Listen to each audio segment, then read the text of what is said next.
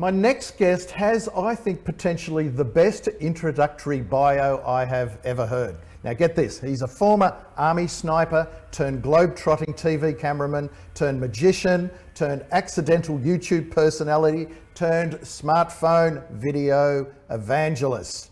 His name is Julian Mather and he joins us now. Welcome to the show, Julian. Hey, it's great to be here, Trevor. Mate, that's a terrific introductory bio. You've evolved a little bit. Yeah, I know. It says, life is a journey. Look, I tell you what, as I told my kids, there's only one rule in this house. You can zigzag through life, but you're never standing still. You're never going backwards.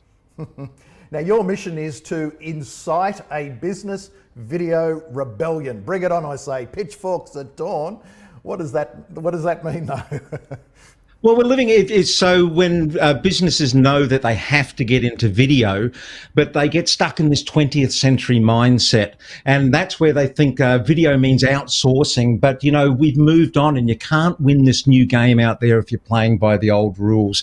So everyone now has this pocket-sized TV station in their hand. It's an anti-invisibility machine for your business. It's like the Swiss Army knife of business tools. And you can start using this to make authentic, agile and inexpensive videos for your business and get straight into the video game.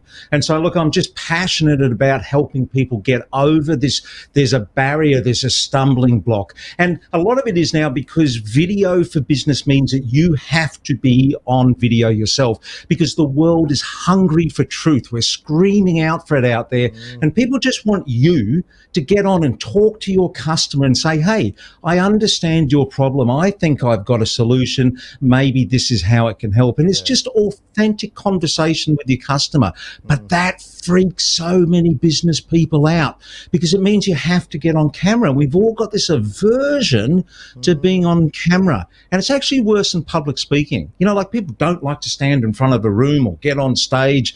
But being on video is actually worse because you have to relive it over and over again. So I worked out this process and I work with businesses and I teach video in a different way. I teach it in a process of head, heart and hands. And it's this holistic approach because if I just get in there and teach you how to push buttons, you're not going to do it because your heart's not in the right place. The belief that you think that you're not the right person to do this, where in fact in 2020 you are, and your head's not in the right place. You don't understand the new strategies. You don't understand how video has changed. So you get this and this in the right place, then this, the button pushing, becomes really easy.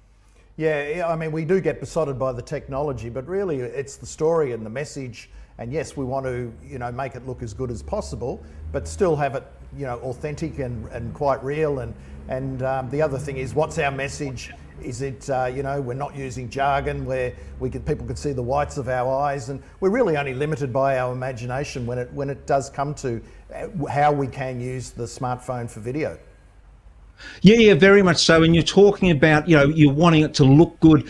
One thing everyone out there should understand is that you should never be the judge of whether a video is good enough to get out. Because you are just going to be so subjective. You're just going to look at the mark on your face and this and the way you stumbled over your words. And you are going to, you're just putting a barrier up in front of you. I've come from a TV background and in television journalism, there's a position called the sub-editor. Now, you can be the best journalist in the world, but your work still goes through the sub-editor. And that person looks at your work purely objectively and takes out all the emotion out of it and goes, yes, good, bad, out, go.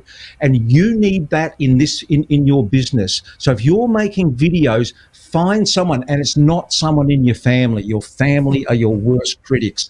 So get someone who's a trusted business advisor and just go, can you have a look at that? And most people will go, yeah, what's the problem? And it's perfect to go.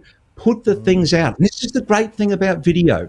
About smartphone video. It's agile and it's inexpensive, so you can fail quickly, fail quietly, rinse and repeat, and just keep trying. And you do get better. You do get better as you do it. Oh, gosh, yeah. So I recommend that most people take about 10 videos to go from being stuck to being what I call liberated, because you finally realize, oh, Oh, it's not what I thought it was. Oh, and you're better than you think you are. But most people stop at video one. They go, I'm just no good at this.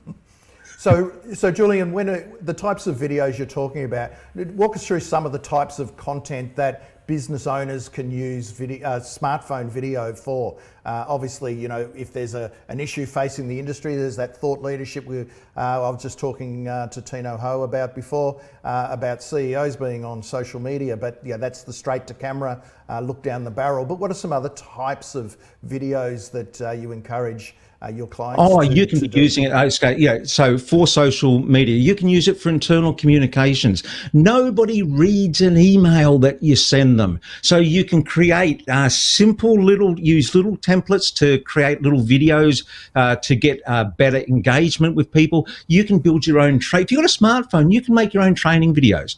Forget this outsourcing. You know, the big thing is technology changes so fast, and a lot of the training is technology based. You make your own technology training videos, you can keep updating them really, really easy. So here's what I call my fast start. If you're thinking, I want to have a go at this in my business, here's 2 ways and low risk ways that you can get yourself into the game. Number one is an email signature. So, you know, in your email and you put your signature down below, put a link that says, how I help you explained in 90 seconds. And that link goes to a video that you make, and you go, hello, my name's Julian Mather, and I help these sort of people with these sort of issues get these sort of results. And then you stick a call to action on the end. You just say, well, if you want more information, this is how you can contact me. That is a brilliant way to make a first video. The second way is to follow up your cold leads. We've all got those, you know, we keep those emailing out. We go, are they ever going to respond? There's a whole new range of apps called shoot and share apps. Loom, Loom, is a good one to get started on, where you can send a video pretty much faster than you can send an email. So get on there, get 10 cold leads and make a video for them, 30, 45 seconds. Just going, hey, it's Julian here. Look, I know I've been contacting you. Just want to see if you've got any interest. People see you. It's face-to-face conversation. It's humanizing. You'll be surprised at the results you get. And just finally, Julian, you know, we have the smartphone itself, like a little mic to go with it, or a ring light, some of the tools to go with it, some of the accessories. Not a ring light. Don't use a ring light. Okay, I'm not going to go into it. You can have problems with them. But all you need is a desk lamp facing in your face, just straight above your camera lens. Yes, you can stick a microphone in, but better than that, find a quiet location. If you get a quiet location and put your smartphone about an arm's length away, the microphone is really quite good in it. It's good enough to get you seen and get your message out there clearly. Terrific, Julian. I need to get you back on because there's a couple of more tips that I reckon you've got there in your kit bag. But we're running out of time this morning. But thank you very, very much for coming onto the show and talking about smartphone video content. Thank you.